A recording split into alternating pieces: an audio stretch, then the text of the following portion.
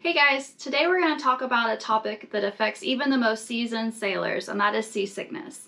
So that is a common question that Brian and I get talking to people who are interested in bareboat chartering with us is, do people get seasick? Short answer is yes, people can get seasick.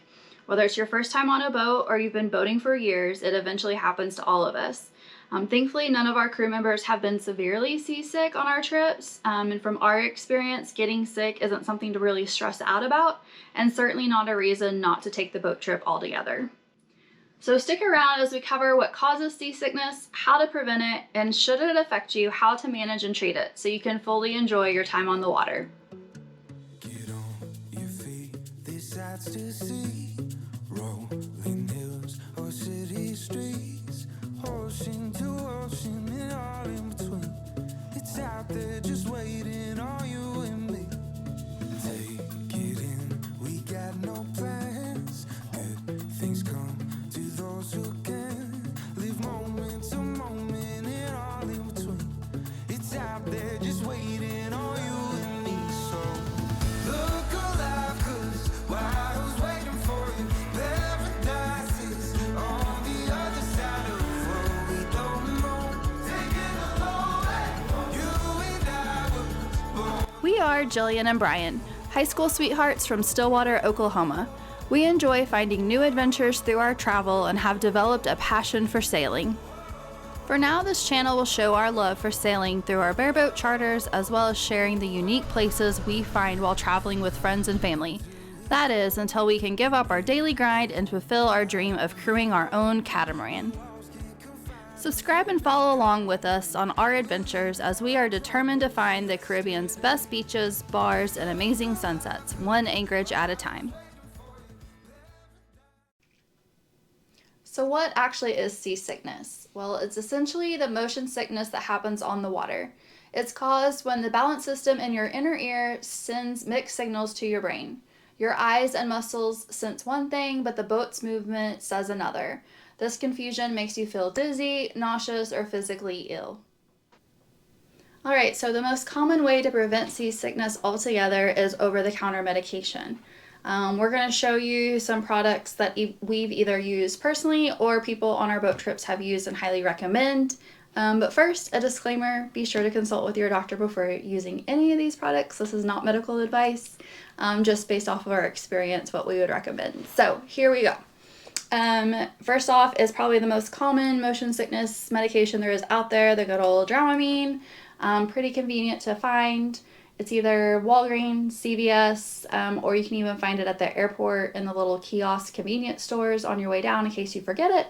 But make sure to get the less drowsy version because you definitely don't want to be sleepy on your vacation. So that's the first kind of preventative. Definitely take it as a preventative, or you can also take as you have symptoms come up. Next, we're going to show you the motion sickness patches. These are just little patches that you put behind your ear, kind of like a Band-Aid, but they're more durable, waterproof. We've had people use these on the boat, highly recommend. They're very successful. You also can change them out every day so they last longer. We got these on Amazon. I'm sure you can find them other places, but definitely recommend these to use.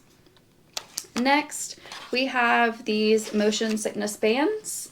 We also got these off of Amazon. This is kind of a drug chemical-free option just in case you don't really know how you're going to react. But all they are is little wristbands that have a button on the inside of them, essentially. You just put them on your wrist, and it's kind of like an acupuncture pressure point. You just kind of tap that button when you start having symptoms. It's supposed to help. If you've used these before and you would recommend, drop them in the comment. We have not used them personally, so not really for sure if we would recommend them, but they had really good reviews on Amazon, so there you go. This is the one that we would definitely recommend. It's going to be the meclizine. I'm probably butchering that, but preventive medication you can get at your local pharmacy. It's going to actually be behind the counter, so you have to ask the pharmacist for it. But these are fast response. They work great. They don't cause drowsiness. We've used them multiple times on trips due to weather situations and just getting used to being back on a boat. So we definitely recommend these to take with you. We have them in case people get sick as well. So definitely recommend these. So there you have it. If you guys have used any other products to help prevent seasickness, feel free to link them down below. We can certainly pass that along, but these are kind of what we've experienced and can recommend from other people on our boat. So outside of medication, here are some things you can do to help prevent or at least manage any seasick symptoms if you should start to feel a little woozy. So first, avoid staying in the cabin or inside the boat while underway. Staying out on the deck where you can get plenty of fresh air is the most ideal spot to be on the boat. Next, avoid looking at books or electronics for too long. Occasionally remember to look up and take a break from your electronics. Focusing on an object for too long can cause symptoms. So definitely stop looking at it and look out at the horizon so you can focus on something else that is stable. That should help alleviate some of the symptoms. All right, so next thing to remember would be to stay hydrated. While on vacation, we like to partake in the island rum as much as anybody else, but they're full of sugar and they can dehydrate you quickly. So it's very important to remember to drink plenty of water and stay hydrated. One thing we like to do to help with that is we bring electrolyte tablets. We like the Noon tablets because they taste good to us and they're easy to pack in the convenient little tubes, but whatever your favorite electrolyte tabs or mixes will work just fine. So another tip we have on staying hydrated is when we provision the boat, we actually purchase gallon jugs of water.